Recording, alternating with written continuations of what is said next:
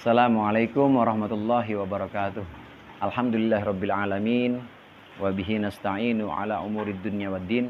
Wassalatu wassalamu ala asyrafil mursalin sayyidina maulana Muhammadin wa ala alihi wa ashabihi ajmain, amma ba'du. Para pemirsa, kita dianjurkan untuk bertafakkur dalam beberapa tradisi tasawuf atau tradisi thariqah. Ada satu kesempatan atau satu waktu di mana seorang murid itu harus melakukan uzlah atau melakukan khalwat. Dalam khalwat atau dalam uzlah ini maka diisi dengan tafakkur.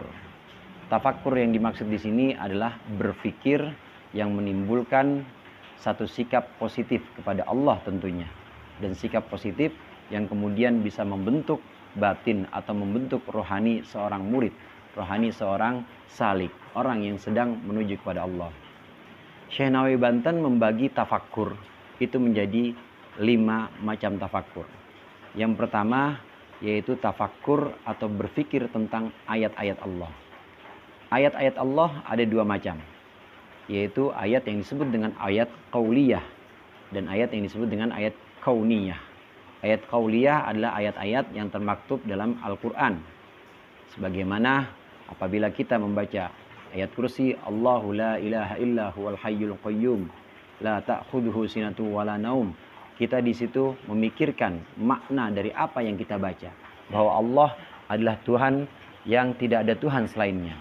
Al-hayyul qayyum, yang maha hidup.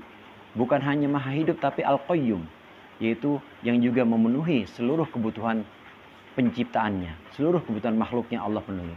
Nah, ini kita tafakkurkan. Ini artinya kita bertafakkur fi ayatillah. Kita memikirkan tentang ayat-ayat Allah yang bentuknya adalah ayat-ayat qauliyah. Kemudian ayat-ayat ada yang namanya ayat-ayat kauniyah. Berpikir tentang ayat-ayat kauniyah adalah berpikir tentang kejadian-kejadian yang ada di depan mata kita. Kejadian-kejadian yang ada di alam semesta, bahkan kejadian-kejadian penciptaan-penciptaan yang ada dalam kita, dalam diri kita. Kalau kita perhatikan misalnya dalam tubuh kita, sama-sama rambut atau sama-sama bulu, tetapi bulu mata itu kenapa tidak panjang seperti bulu rambut? Dan tentunya kalau bulu mata ini panjang seperti bulu rambut, kita akan kerepotan juga. Padahal ini sama-sama bentuknya adalah bentuk rambut.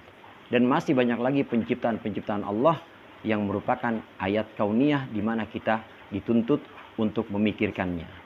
Para pemirsa, berpikir kepada ayat-ayat Allah, berpikir terhadap ayat-ayat Allah, baik yang qauliyah maupun yang kauniyah, ini nanti akan memunculkan keberpalingan kita hanya kepada Allah.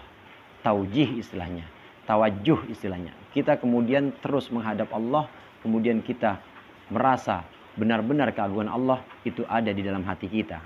Memikirkan ayat, baik ayat qauliyah maupun ayat kauniyah, ini adalah jenis tafakkur yang pertama. Kemudian yang kedua, ada yang disebut dengan tafakkur fi wa'dillah, yaitu berpikir, kita memikirkan, kita merenungkan tentang janji-janji Allah kepada kita. Sebagaimana Allah berjanji, "Huwallazi yusalli 'alaikum wa malaikatuhu liyukhrijakum minadh-dhulumati ilan nur," dalam satu ayat, bahwasannya Dia adalah Allah yang bersolawat, yang mendoakan kalian, yang mengeluarkan kalian. Para malaikat mendoakan kalian, orang-orang yang bersolawat, untuk mengeluarkan kalian dari kegelapan-kegelapan kepada cahaya. Orang yang membaca solawat, itu janji Allah akan Allah keluarkan dari segala macam kesulitan. Maka ketika kita merenungkan janji-janji Allah ini, maka kita bertafakkur fi wa'dillah.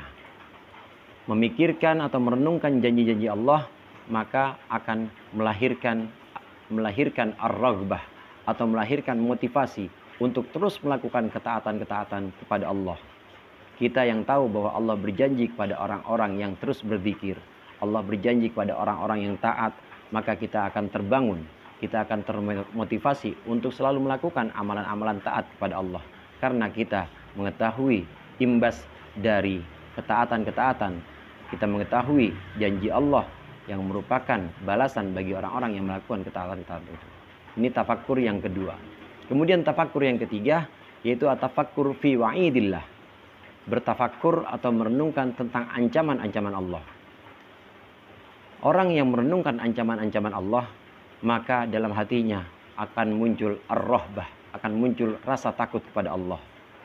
Allah mengancam untuk orang-orang yang zalim, orang-orang yang kafir, akan Allah berikan siksa yang pedih. Allah berikan azab yang pedih. Maka dengan memikirkan ayat-ayat Allah, memikirkan ancaman-ancaman Allah pada orang-orang yang durhaka kepada Allah, akan muncul rasa takut kepada Allah.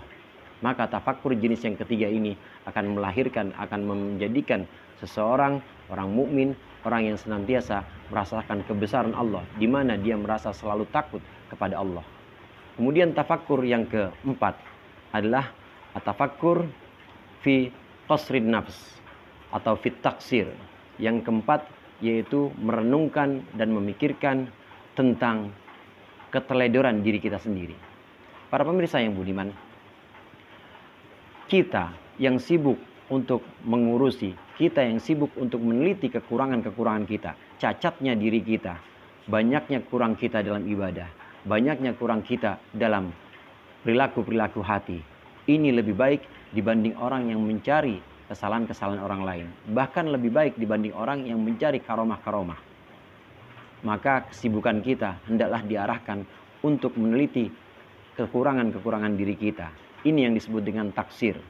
Kita meneliti pada dalam diri kita bahwa masih banyak sekali ibadah-ibadah yang kurang dari kita. Masih banyak sekali keadaan-keadaan hati yang benar-benar masih sangat kurang dari kita. Yang Allah selalu melihat itu. Maka dengan memikirkan kekurangan-kekurangan kita, dengan memikirkan keteledoran-keteledoran kita, akan muncul rasa khauf, akan muncul rasa takut kepada Allah. Tafakkur jenis yang keempat. Kemudian yang kelima yaitu tafakkur fi ni'amillah. Bertafakkur atau merenungkan nikmat-nikmat Allah. Betapa banyak hari ini mulai kita bangun tidur, Allah kembalikan lagi ruh kita dalam jasad kita.